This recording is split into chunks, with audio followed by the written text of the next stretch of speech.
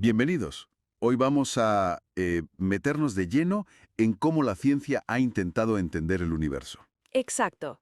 Un viaje para ver cómo la mecánica explica desde lo más pequeño hasta, pues, las galaxias. La idea es seguir esa evolución, ¿no? Desde la filosofía antigua, los griegos, hasta la revolución científica. Eso es. Pasar de las respuestas, digamos, heredadas, a empezar a hacer preguntas de otra manera, a buscar el cómo y el por qué. Porque al principio estaba la cosmología, ¿no? El origen, el futuro, y luego la mecánica, el movimiento en sí. Claro, ¿por qué se mueven las cosas? ¿Cómo? Preguntas clave. Y los griegos, bueno, hicieron avances con las mates, Pitágoras, pero se quedaron un poco atascados, ¿no? Sí, sobre todo con el modelo geocéntrico, Aristóteles, Ptolomeo, la Tierra quieta en el centro y todo girando alrededor. Un universo perfecto, circular. Muy ordenado, sí.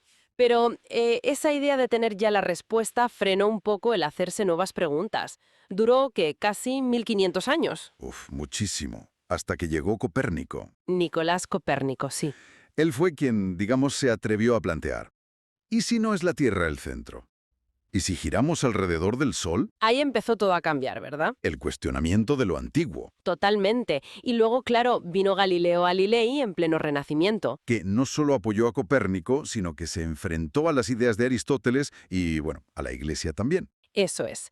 Y su gran herramienta fue la experimentación. Quería pruebas. Exacto. No le valía solo la teoría. Se puso a estudiar cómo caen las cosas, demostró que eso de que lo pesado cae más rápido, pues no era así, Lo de la pluma y el martillo, ¿no? justo.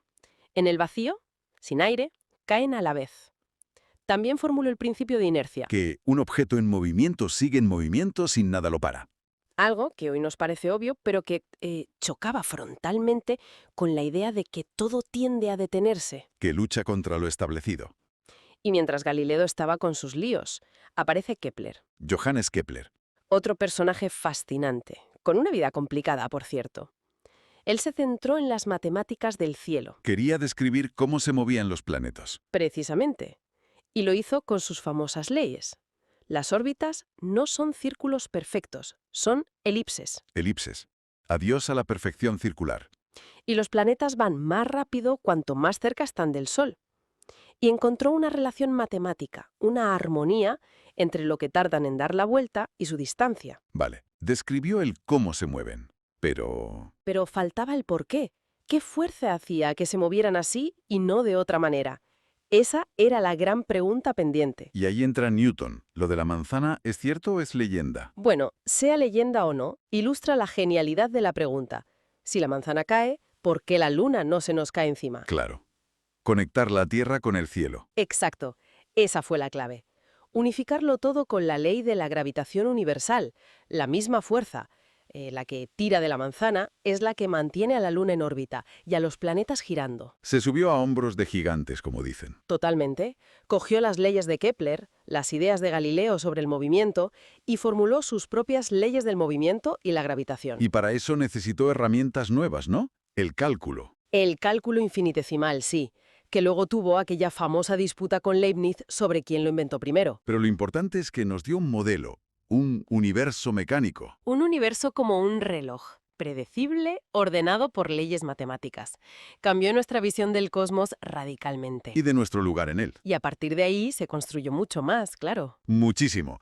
Conceptos como el momento angular, que explica por qué gira un giroscopio o cómo se forman las galaxias. O el movimiento armónico esencial para los relojes, por ejemplo. Y las leyes de conservación, la del momento, que ya venía de Descartes, o la de la energía, La energía ni se crea ni se destruye. asociada a Joule. Aunque la idea ya estaba ahí. A veces el mérito no va al primero que lo piensa, sino al que mejor lo formula o lo demuestra. Y el método científico se afianzó. Medir, experimentar. Como Cavendish pesando la Tierra o midiendo la carga del electrón. Todo eso es herencia directa. Y hoy, bueno, lanzamos cohetes al espacio usando esos principios de mecánica clásica. Es increíble el viaje, de vernos en el centro de un pequeño cosmos perfecto.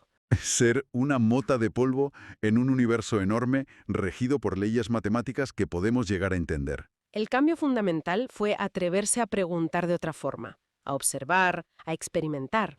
Copérnico, Galileo, Kepler, Newton. Entender esta historia es entender la base de la física de la tecnología actual. descubrir dónde estamos realmente. Exacto. Es el descubrimiento de nuestra posición real. Y, para terminar, una reflexión. Viendo la historia, con sus disputas como Newton-Leibniz o cómo se reparte el mérito, parece que la ciencia, aunque busca ser objetiva, está muy ligada a lo humano. La colaboración sí, pero también la competencia. Incluso el azar a veces, ¿no? Sin duda. Y eso nos lleva a preguntarnos, ¿qué grandes misterios de este universo mecánico, de su funcionamiento más fundamental, quedan aún por resolver? ¿Qué preguntas esperan a las próximas mentes curiosas que se atrevan a desafiar lo que hoy damos por sentado? Ahí lo dejamos. Dale a suscribirse. Dale fuerte. Eso. Activa la campanita.